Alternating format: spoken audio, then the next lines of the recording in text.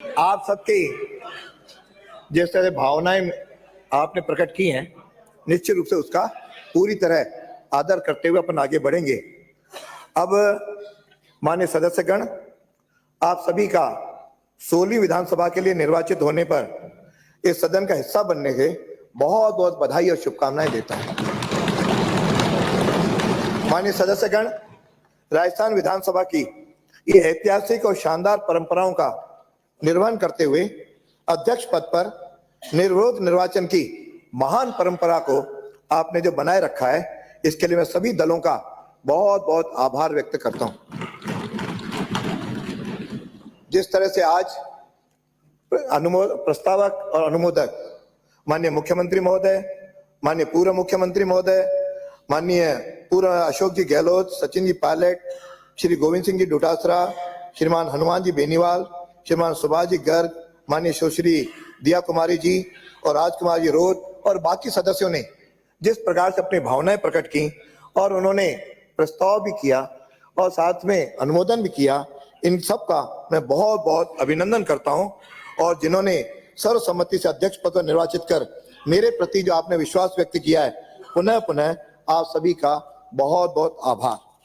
साथ में उन सभी दलों का भी बहुत बहुत आभार जिन्होंने मुझ पर विश्वास व्यक्त किया है और कि इस पद पर बैठकर मैं सबके साथ न्याय कर पाऊं।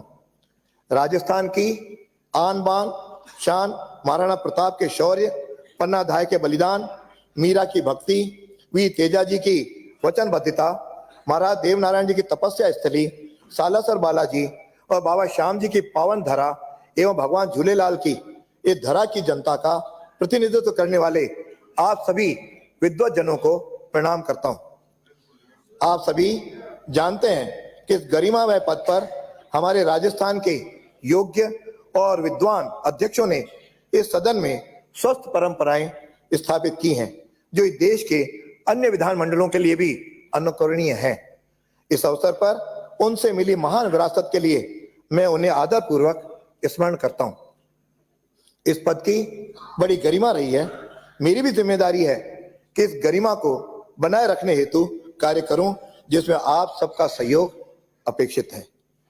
मैं शिक्षक रहा हूं और मेरा जीवन शिक्षक के आदर्शों से ओतप्रोत रहा है। मैं सदैव इस सदन की मान मर्यादा, गरिमा, न्याय और निष्पक्षता का वातावरण बनाए रखूंगा। ऐसा आप सभी को विश्वास दिलाता हूं। यह लोकतंत्र की गौरवमयी विशेषता है कि एक आदिवासी परिवार की महिला देश के सर्वोच्च पद पर आसीन है। एक साधारण परिवार का व्यक्ति देश का प्रधानमंत्री पद पर आसीन है। एक किसान का बेटा आज राजस्थान का मुख्यमंत्री निर्वाचित हुआ है और विभाजन से पीड़ित परिवार का एक सदस्य आज राज्य की विधानसभा अध्यक्ष के पद को आसीन हुआ है। यह मेरे राजनीतिक सफर की विशिष्ट उपलब्धि है। वहीं दूसरी ओर मेरे लिए गौरव और संतोष का विषय भी है, आप सभी ने मुझे इस पद के योग्य माना। मैं आप सभी का प्रति कृतज्ञ हूं। माननीय सदस्यगण, लोकतांत्रिक शासन व्यवस्था में एक उक्ति है, party in power must have its way and party in opposition must have to say. यानी जो आज सत्ता पक्ष में है उनको अपनी सरकार चलाने और निर्णय करने का तथा विपक्ष का काम उसमें अपनी बात कहकर के उनका ध्यान आकर्षित करना है। माननीय सदस्यगण, मैं इस अवसर पर पहली विधानसभा के खट्टे मीठे प्रकरणों पर कोई टिप्पणी नहीं करना चाहता। मेरा मानना है कि experience is the best teacher. अनुभव सबसे बड़ी शिक्षा है। हम पिछले अनुभवों से शिक्षा लेकर इस सदन के संचालन अच्छे और सुचारू रूप से करें, यह हम सबके ध्यान में रखने योग्य बात है। यह नई सदी का विकसित भारत है। यह डिजिटल भारत है। यह विश्व गुरु की ओर अग्रसर भारत है और इस समय हमारी जिम्मेदारियां बदलते विश्व में निरंतर बढ़ रही हैं। हम सबको मिलकर के भारत को श्रेष्ठ भारत बनाना है। इसमें राजस्थान को भी कदम से कदम मिलाकर सहभागी बनना है। यह विधानसभा भी डिजिटल बने, इस ओर कई कदम और उठाने होंगे। सदन की अधिक बैठकें हों, सार्थक बहस हो, इसका हम सब मिलकर प्रयास करेंगे, जिससे हम राज्य की 7 करोड़ जनता का जीवन स्तर ऊंचा कर सकें, अच्छी शिक्षा और चिकित्सा उपलब्ध करा सकें, साथ ही वंचित लोगों को आधारभूत सुविधाएं उपलब्ध करा सकें, इसके लिए संपूर्ण मनोयोग से बड़े विजन के साथ हम सबको कार्य करना होगा, ऐसी मेरी अपेक्षा है।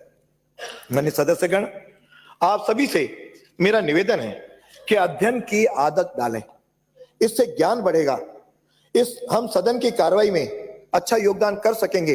इसके लिए विधानसभा का बड़ा स्मृत पुस्तकालय अनेक पुस्तकों के साथ आपके स्वागत के लिए तैयार है। Knowledge is a vast sea shore and individual standing on its bank are only culling bubbles. इस सिद्धांत को मानकर हम अध्ययन करेंगे तो जीवन में बहुत कुछ सीख सकेंगे और आगे बढ़ सकेंगे। हमारे जो नए साथी हैं, सदन में माननीय सदस्य के बतौर चुनकर के आए हैं, अभी काफी सदस्य जिक्र कर रहे थे, हम नए हैं, आप उसका ध्यान रखें। मैं उनसे भी आग्रह करता हूं कि आपका ध्यान आकर्षित कर रहा हूं कि नियम 269 को जरूर पढ़ें। जब तक हम नहीं पढ़ेंगे तब तक हम सदन में किस तरह की चर्चा कर रहे हैं, इसमें बाधा उत्पन्न होगी। यह 269 को हमारे पुराने साथियों से भी निवेदन करूंगा कि वे भी पढ़ लें, रिफ्रेश हो लें और नए साथियों के सामने एक आदर्श प्रस्तुत करें, तो सदन का वातावरण अच्छा रहेगा, हम कुछ अच्छी भूमिका सब लोग मिल करके निभा सकेंगे। मेरा सभी से आग्रह है, सदन में हमारी उपस्थिति, जिसमें कई बार लगता है कि थोड़े के बाद 0 ओवर के बाद हाउस जो है कई बार बहुत कम उपस्थिति रह जाती है। मेरा आप सबसे निवेदन है कि सदन में हम 100% रहें और सदन में अधिकतम समय बैठें, उससे हम कार्रवाई में सकारात्मक भूमिका निभा सकेंगे और सीख भी सकेंगे। और जब जनता ने हमको इसके लिए चुना है तो कुल मिलाकर के जितनी बैठकें होती हैं उस समय तो कम से कम हम सदन में आएंगे, बैठेंगे, अपनी भूमिका निभाएंगे। जो अब तक का जो रहा है उसमें निश्चित रूप से सदन जितने दिन चलता है, सबने कहा कि हम इसको अधिक चलाएं। मेरा भी प्रयास रहेगा कि सदन अधिक दिन चले, इसके लिए निश्चित रूप से हम दोनों आप पक्षों से सहयोग लेकर के इसको अधिक दिन चलाने का प्रयास करेंगे और साथ में सदन के अंदर सार्थक बहस हो उसकी भी अपन प्रयास करेंगे। माननीय सदस्यगण, सदन की बहुत सारी कमेटियां भी बनती हैं, सभी सदस्य किसी न किसी कमेटी के सदस्य होते हैं। इन कमेटियों को हम सभी को प्रभावी बनाना है ताकि सार्थक ढंग से हम कार्य कर सकें तथा इन कमेटियों की उपादेयता भी बढ़े। मैं आशा करता हूं कि हम मिलकर नियम और कानून का पालन करेंगे और संसदीय परंपराओं को मजबूत बनाने का भी काम करेंगे। मैं आशा करता हूं कि आप मेरी भावनाओं को समझेंगे। सदन में डिस्कशन भी होगा, डिबेट भी होगी, डिसेंट भी होगा, पर हम समय का पूरा उपयोग लेकर किस तरह से पुनः नए राजस्थान को बनाने के लिए अपन कंट्रीब्यूट कर सकते हैं, उसमें अपनी भागीदारी कैसे निभाएं, उसका प्रयास करेंगे। ऐसे में आप सबसे अपेक्षा करता हूं। मैं आपको विश्वास दिलाता हूं कि चाहे नए सदस्य हों, चाहे छोटे दल के सदस्य हों, चाहे सत्ता पक्ष हो या विपक्ष हो, इस पद की गरिमा को बनाए रखने के लिए आपको पूर्णतया आश्वस्त करता हूं। जैसा बताया गया कि मैं शिक्षक भी रहा हूं और साथ में एक जब शिक्षक अपनी कॉपियां जांचता है, प्रिंसिपल अपने कॉपियां जांचता है, उस समय कोई नहीं देखता किस विद्यार्थी की कॉपी है, उसमें क्या लिखा है उसके अनुसार उसकी वो मार्किंग करता है। तो निष्पक्षता का भाव एक टीचर के मन में स्वाभाविक रूप से रहता है। और मुझे भी सौभाग्य मिला कि 30 वर्ष तक अध्यापन का काम किया, उसके बाद 10 वर्ष पक्ष में रहे, 10 वर्ष प्रतिपक्ष में रहे। तो जो कुछ आवश्यक बातें हैं मुझे ध्यान में है और आपने जो भावनाएं व्यक्त की उसको भी मैंने ध्यान से सुना है। आपको विश्वास दिलाता हूं उन सारी भावनाओं को निश्चित रूप से पूरी तरह प्रयास करेंगे कि सबके साथ मिलकर के उसको पूरा करें। लेकिन एक बात जो मैं आपके ध्यान में लाना चाह रहा हूं, हम सबको सदन के नियमों, मर्यादाओं और परंपराओं का भी पालन करना होगा।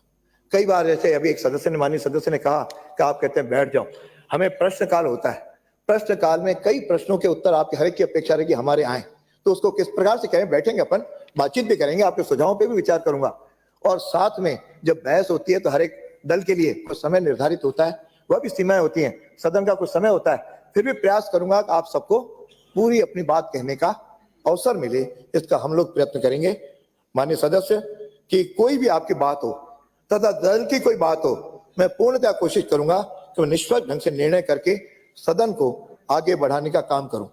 आशा करता हूं का इस काम में सदैव सहयोगी रहेंगे। मेरी आपसे भी अपेक्षा है हम सब सदन के नियमों मर्यादाओं का पालन करें और कोई ऐसी स्थिति नहीं बने कि आसन को कोई कठोर निर्णय लेने हेतु बाध्य होना पड़े। आइए सब मिलकर एक नया इतिहास रचें। इन्हीं शब्दों के साथ मैं आप सबके भावनाओं का आदर करते हुए आभार भी व्यक्त करता हूं और अपेक्षा करता हूं कि जो कुछ बातें आपने व्यक्त की और मैंने कुछ कही, हम सब मिलकर के उसका पालन करेंगे। धन्यवाद।